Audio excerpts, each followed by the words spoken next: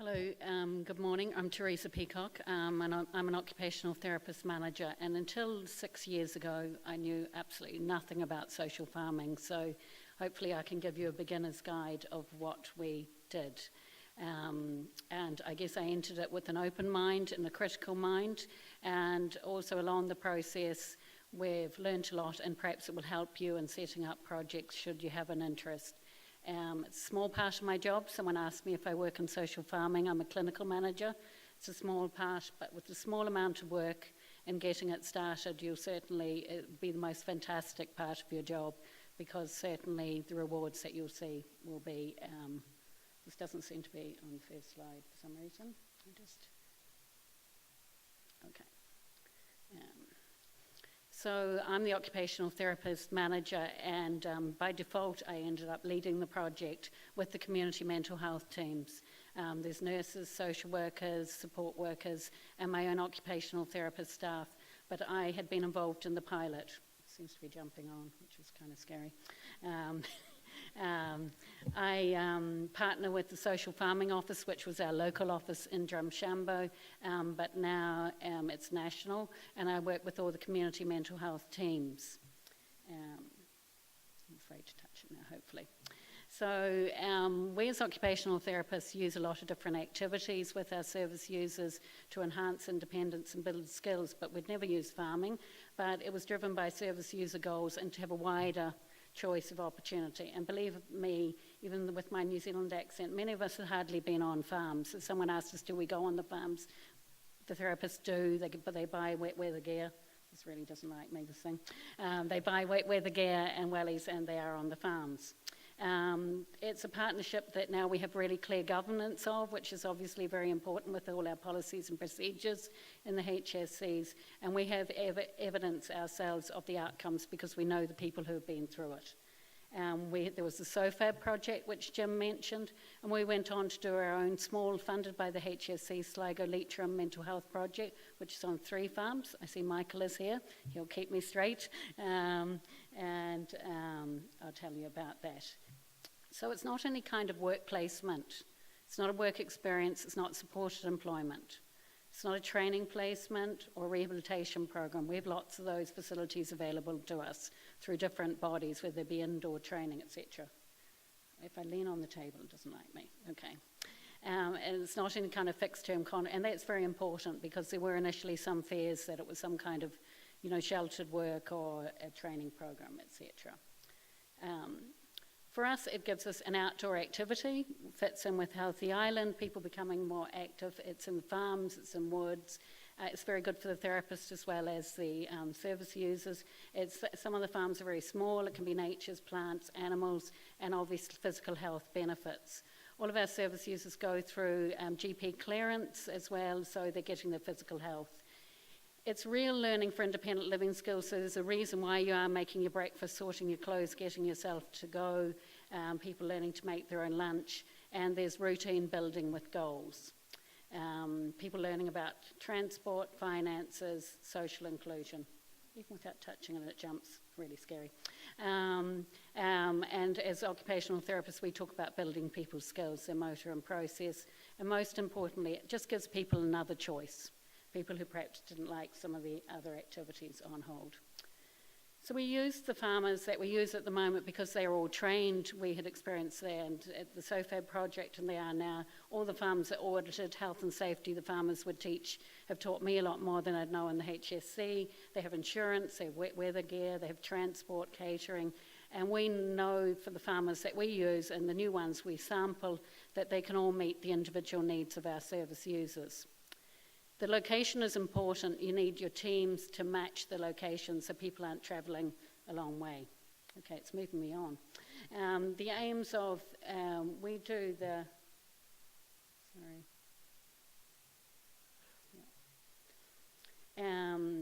The aims of each block, these were the aims we found that were missing in our service were for physical health and well-being, to build a routine for people to increase the daily routine, and also to include a social inclusion. So in the 8 weeks, there must be one day that's off the farm, that's a social inclusion, to build the skills, and that would lead to progression is the key. It could be their home, education, work or community tasks that are built. So it's a vehicle for those things. So the program that we're running at the moment with social farming in Sligo Leitrim, there's 3 participants go. They go 1 day a week and they go for 8 sessions. There's very clear goals and reviews before and after. That's worked well for the service users and the teams. So all of the participants are attending a community mental health team. It's chosen by the service user as part of their care plan, and it's a new choice for those not feeling ready for work, education or community activities. Each service user sets their own goals and completes a support plan, which I'll talk about more, with the team worker and the social farming office, and this document is key. So people sometimes say, how do you measure, other than people saying it does very well, and obviously in the research you'll hear on people's. So we are clinicians, so we use some clinical measures. So the nurses and the doctors have been involved in looking at really nice measurements like your waist and your weight and those kind of things, your BMI, and looking at any medical baseline. We've been looking at recovery care planning goals, and in occupational therapy we've been looking at the before and after of some of our assessments, which look at routine people's skills, which are named there. And the goals are set on the participant form, as I mentioned. So the support plan is your key communication document. And initially when we had our project after SOFAB, some of them came in and they maybe had the Assistant Director of Nursing's number as the contact. That was never going to work. It needed to be the person who was the key worker who on that day is available to the farmer. And our therapists and nurses would spend time on the farm on the day. Oh, every time I touch this thing it jumps. You're getting a little preview. So it's an agreement of the goals, the needs and the contact, and also key in that is how it's been stored. So the therapists complete it, it goes to the farmer. The farmer has them for the period. The support worker, Andrew, comes in. All of that's teased out how they're going to be implemented. And at the end of the 8 weeks, that document comes back to us for destruction. It isn't stored because of data protection. In terms of confidentiality within our own team, some people wondered, who will other people think this person is? So it's up to the service user. They might want to say I'm volunteering. They might want to say that I'm a social farmer. They might want to say they're a visitor. They can decide that piece themselves and work it out with the farmer. Because obviously on farms people come and visit, etc. And there were some concerns about data protection within the HSC, which is why I mentioned the storage and disposal of the care plans. People sometimes say, how would they get there? We're in a very rural county, very spread out. Leitrim's long and lean. So you need to match your days. There's a lot of rural transport, which I've learned about, but you need to match the days that the transport is on to the attendances at the farm. You can also get some, doesn't like that, transport budget. Include some transport budget through rural transport. Some people got back to driving, some people drive already, some people got buses, and we have a few of our farmers who made it really easy for us, thank you Michael, who has their own insurance, and they collect people which we give text reminders to. And it's at a neutral place outside a hotel or a Tesco's or different places like that people would meet up. And then the therapist or the support worker can follow out at the time arranged. So the farm induction day is really key. So all the team, the staff, as many people as you can get, from receptionists who might take the call, anyone should go out to the farm, see it. Number one, you work out how to get there, which means that you'll be able to explain it to your service users and you'll know the timing. You'll know what the farmer will give there'll be an introduction of what because all the farms are different. Some can be very small with just a few animals and different activities, and some can be a lot of walking and a variety of activities. You get to see the facilities, you get to walk around the farm, you get to see that there's bathrooms, kitchen, all those kind of things. The health and safety is explained to everyone, and when all the service users go on an induction day, that is explained, the first aid, etc. And the key contact is, and we have a buddy system, so it's worked quite well to have an occupational therapist and a social worker, a nurse and an occupational therapist, so that, in the 8 weeks, obviously, people can have leave.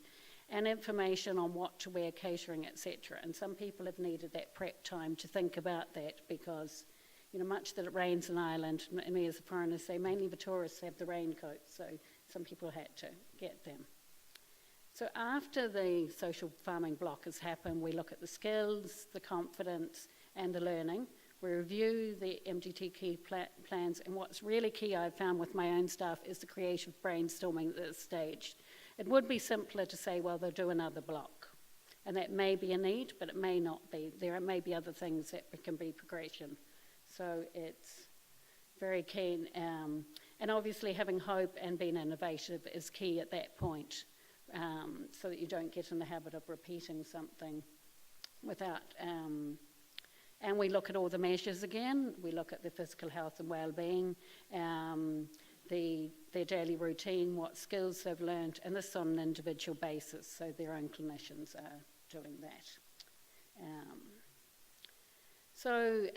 Social farming can be good news, but I thought to be realistic, I'll give you an example of someone that it didn't work out because it wasn't the right time. This is one from slides from one of my staff, Naomi, who couldn't be here today.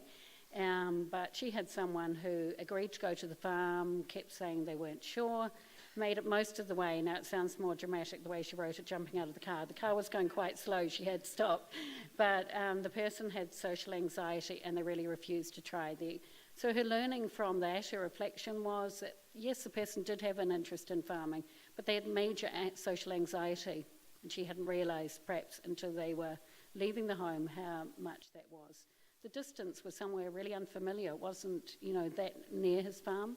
There's a lot of overstimulation in the car with music and talk. And the suggestion would be to meet the other people who are attending in a different setting, try a farm nearby. Whoops, it's like a memory test. Try a gardening group, have his parents drop him off, and may not have yet been ready. So I think, to be fair, that there's some people I thought a lot of people have done well, but some it hasn't been the right thing for them. So you can see that we've divided up the progress in terms of what we call people's skills and fitness, their daily routine, which we call pattern of occupation, their social routine, communication, independent living skills. So this person, as you can see there, was not so fit, now able to walk more, running after sheep on the farm. Lots of time in bed, get up, I can't keep up with the orders, worked in a family business, but probably wouldn't have been working unless it was a family business. Progressed to, and when the therapist would have gone for other sessions, would probably have been in bed or not quite ready. After the 8 weeks, up and ready, started going to his own farm, help his dad, less time in bed. I walked to town to get my lift. I think I might go to the gym. At the beginning of the 8 weeks, mainly yes or no. And then initiating conversations, learning how to register the cattle online. I haven't achieved that goal yet, no cattle. Initiating conversation more. He was a person who didn't prepare any meals for himself, look after his own clothing, had stopped driving, slow to get going on the morning, and he re-registered his car, and he is back working and farming and driving now, and not attending our service anymore. Then there was someone else who described themselves as being quite unfit, engaged in a little bit of exercise and moved very slowly, walked long distances and became fitter. The farmers are very fit and they underestimate how far it will, or we'll walk down there in 10 minutes, and as I said to Michael on the first induction visit, I said, I don't think so. I think it would take us a bit longer. So would spend all day at home, would like to volunteer with animals, no opportunities for this in the town where they were. So this particular lady got buses out quite a length of time, slow to attend appointments unless she had a lift. That was with her clinical visits. She got the bus, spent the day working with animals, had few friends. She was meeting the farmer, working alongside others, and went on to do a veterinary nursing course. Used to be yes or no, but she started laughing, engaging. The animals was a real therapy for this particular person, asking questions, and began to talk about moving into her own home and has completed application for social housing. So I guess the key for me with our clients is, this is obviously a social farming conference, but it's not all about the farming. in the way that people progress on. So people have started lawn mowing business, got back to driving, so less rural isolation. Back driving's on twice there. It's obviously very important to me when I was writing that slide. But people, if they can't drive and they can't get out. Some people have got back to work, full or part-time. Starting to wash, dress and clothing, very basic skills and having a reason to do it. Back to college, part-time course. They might have learnt what's in their own community, which is a social activity that they can carry on, or join social or hobby groups. So how we started was that I would go out to the team. Some of the teams, the farmers came with me. We went to the community mental health team meeting. We told them what social farming is, and it was an opportunity for them. HSC key workers who were interested identified potential participants whose goals suited it, and then those people came to the farm induction day that I mentioned. Those interested then completed the support plans. So you could come to the induction day without from the social farming office point of view, if you're in an area where there are no farms, I'm sure they'll tell you only too well, but you express a need. Like we recently had a need in Tabakari, which has been developed for us. It's their role to advise. They train the farmers. They do all the setup for you. We come ourselves with people who want to come. That's the HSC part of it. We know and we ensure that all the governance structures are in place. You can organise a visit, view the farm, discuss with the MDT and get the social farming office to put all the arrangements in place. If it meets the needs, you start referrals, induction days, etc. So it's all I can say to people, don't rush that part. Get the setup correct. Make sure that if a social worker and a nurse are working together as key workers, that they have been to the farm, they know the farm, that everyone is aware of. We have a challenge to get one of the consultants there yet. We're nearly there, 2018, hopefully. So what have we done in 2017? We started a lovely new woodlands project for the latter life mental health team. And in fact, there were several people with post-retirement depression who had been working, and they worked in the woodlands along with the farmer. They trimmed trees, there's lovely woodlands that you can walk in, and that was a new project for us and for that team. We also started development with a new farm that had eco walks on it. So, because all of the service users, obviously we're all different, people like different things. And on that particular farm, we'll find the talents of different farmers, whether it be woodwork or art or fishing or canoeing or historic, and this particular farm, the history and archaeology, and that has, given the service users a different experience. We looked at a new project in North Sligo with plant nursery, hands, ponytail and light work. And North Sligo, I guess, would be more in Leitrim. Is a new project that we started last year and started. And we have a new one which has Canadian canoeing, and they have all their certification, etc. For that, so that can be an activity that people do on their social inclusion day. I believe you can't tip out of the water. It's supposed to be fantastic. So we have new demands now because the community mental health teams start to get a bit competitive. Well, why isn't that in Sligo Town, or why is it here, or whatever, because they're obviously hearing from people. So we have new needs and new demands. And in terms of governance, I feel that we need to expand so there's a variety to meet service user needs. They don't get in the habit of just using one project, rather really having a huge range that you can look at for your service users. And we've, I guess, made it compulsory, even though some pet farmers did it naturally, the inclusion of a social inclusion activity off the farm.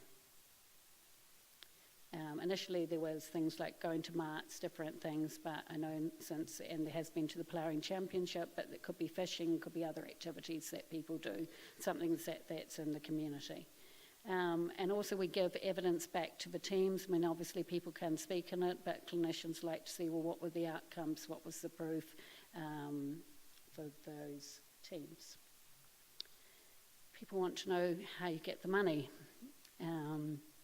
So obviously I'm a HSC employee who wants to keep my job, so I need to comply with the HSC financial regulations, which you can read at length. How we did it was that after the SOFAB project finished, we set up people as the 3 farmers we'd worked with as vendors, which means the same way you might play plumbers coming in, or art teachers, other projects that would have sports partnership. We paid the people by invoice for providing the sessions because there was a need that we wanted to continue. And it was a little bit going on the day what the money was. So a little bit nerve-wracking from my point of view, great for the service users.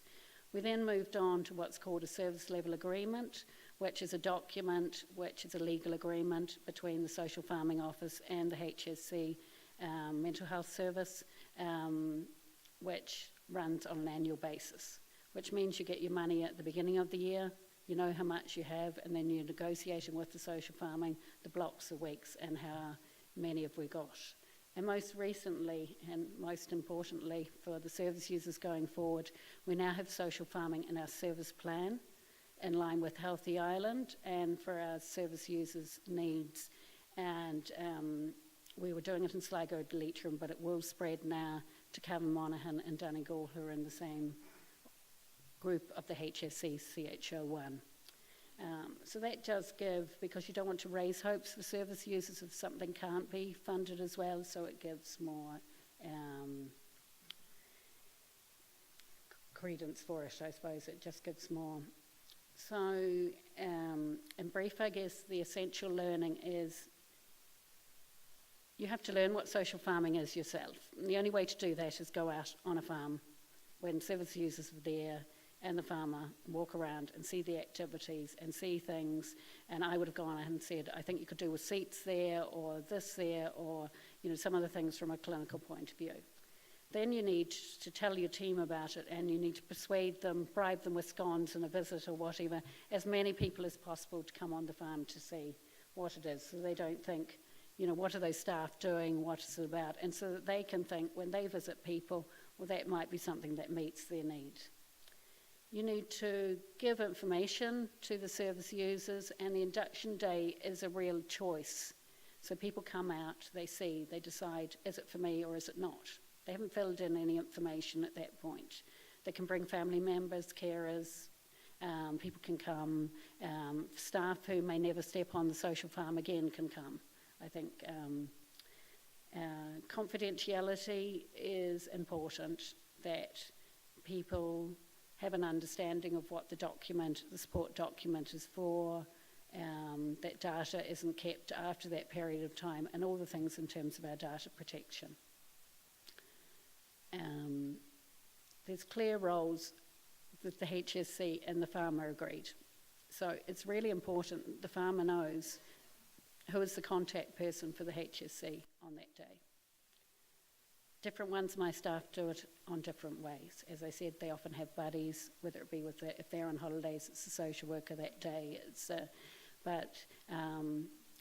And I guess from our governance, much that we have seen and know that the farmers are doing excellent work, we get on the farm with the service users as we would doing any other activity, whether it be in sports partnership or whatever. So you may be in your office or at your team meeting, and then you go out to the farm, you see people on the farm, then you come back. Sometimes initially therapists might be shadowing and transporting people as well. So those relationships are key. You must tease out what the aims are, and that's in the person's own words. It might be, I want to be outdoors more, I want to smoke less, I want to be with animals, I want to get out of the house, I like the look of the hens, whatever it might be. And again, for the farmer, this part is key. And the staff, as a reminder, need to have their phone on and with them. The transport arrangements need to be put in place so that people, I'm sure when you're coming here, you're coming to a new place, it's all a bit nerve-wracking. So the induction day is key for that. It has to be clear where they meet people, that they're meeting in a certain hotel, or are they getting the transportation. And for our service users, we've set up text reminders, and we've actually found that Mondays wasn't such a good day, because even if we had the text reminders going out automatically, we weren't working on Sunday, so we varied it with that. And you make sure you have all your funding approved before you get started. So in brief, I think it's been a great opportunity for service users, but also staff have seen their service users in a different way. We've learnt a lot from the farmers. It's also the farmers hopefully have learnt from us that there's been an understanding more of mental health awareness and reducing the stigma of service users with mental health. What has worked well for us, people often say what happens after the 8 weeks, or why 8 weeks? Because we are community mental health teams, people thankfully for them aren't staying with us in the long term, so it gives a block. It also means that it's sustainable for the staff to work to commit themselves to that block of 8 weeks, then perhaps a gap and another block later in the year.